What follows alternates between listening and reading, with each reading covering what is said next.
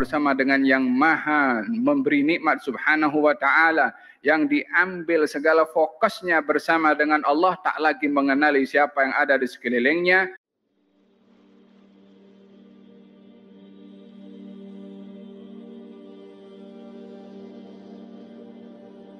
Ya ayyuhalladzina amanu istajibu lillahi walirrasuli idza da'akum lima yuhyikum.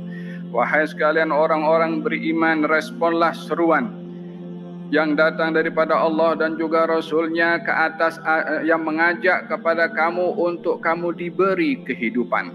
Sungguh kehidupan di atas muka bumi ini adalah dua kehidupan, kehidupan hati dan kehidupan jasad. Ada orang yang hidup jasadnya sahaja bergerak ke sana kemari tetapi tidak mengenali Allah, tidak beriman kepada Rasulnya, tidak mengenali tentang nilai-nilai kerohanian yang diberikan di dalam agama yang mengenalkan kita kepada Allah subhanahu wa ta'ala. Di situ ada orang yang hatinya hidup, di situ ada orang yang hatinya disinari dengan nurul iman, sehingga hidupnya di atas muka bumi ini sangat bahagia walaupun susah, walaupun sakit, walaupun berhadapan dengan pelbagai macam dugaan, berhadapan dengan segala ujian, namun hidupnya tenang, hidupnya senang, hidupnya bahagia karena ada iman di dalam hatinya kepada Allah subhanahu wa ta'ala. Orang yang beriman tidak pernah hidup susah di atas muka bumi ini karena hidup bersama dengan Allah subhanahu wa ta'ala. Dugaan dijadikan sebagai tangga untuk meraih darajat ketinggian, untuk mendapatkan inayah dari Allah subhanahu wa ta'ala. Sehingga Sayyidina Urwah ibn Zubair ibn al-Awwam ketika datang daripada Madinah menuju ke Asyam untuk sesuatu yang ingin diselesaikan di Asyam, kakinya luka di perjalanan sampai ke Asyam, kaki luka itu semakin merebak ke atas. Maka dokter yang ada pada ketika itu memutuskan agar supaya kakinya dipotong. Maka dikatakan oleh dokter ini supaya Arwah ini meminum sesuatu yang melupakan dirinya, ketika dilakukan operasi tak terasa sakit. Maka Arwah mengatakan, tidak, aku tak akan meminum sesuatu yang boleh melupakan aku dengan Allah subhanahu wa ta'ala. Lakukanlah operasi itu saat aku berada dalam keadaan salat. Saat dalam keadaan salat dipotong kakinya, ya Allah, salat macam mana beliau ini ketika dilakukan operation saat salat tak terasa kakinya ketika dipotong.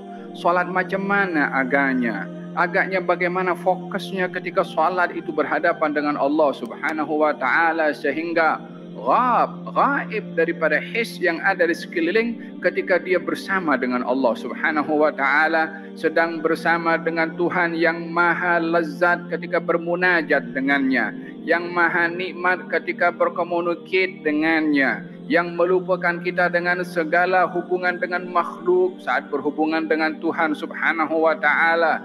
Sehingga dikatakan ketika dipotong tak terasa. Bukankah dalam Al-Quranul Karim diceritakan tentang bagaimana wanita-wanita di zaman Nabi Yusuf alaihi salam ketika diberikan pisau dan juga diberikan buah-buahan untuk dipotong, tengok handsome-nya dan wajah indah Sayyidina Yusuf alaihi salam, wa qatta'na aydiyahunna. Mereka pisau itu mengenai tangan mereka berkali-kali tanpa mereka boleh terasa karena hanya melihat wajahnya Nabi Yusuf alaihi salam.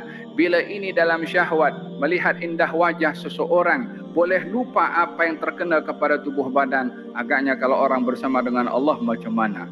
Kalau orang bersama dengan yang maha memberi nikmat subhanahu wa ta'ala, yang diambil segala fokusnya bersama dengan Allah, tak lagi mengenali siapa yang ada di sekelilingnya, dipotong kakinya tanpa ia terasa. Selesai daripada solat, dah buat ke? Katanya ditanya macam tu. Tak terasa apa berlaku kepadanya, diambil. Mana kakinya? Diambil kakinya oleh Urwah. Kemudian dikatakan, ya Allah lakal hamd. Ya Allah, bagi engkau segala kepujian dan aku bersyukur kepada engkau. Engkau berikan kepada aku 4 anggota, tangan kanan, kiri, kaki kanan dan kaki kiri.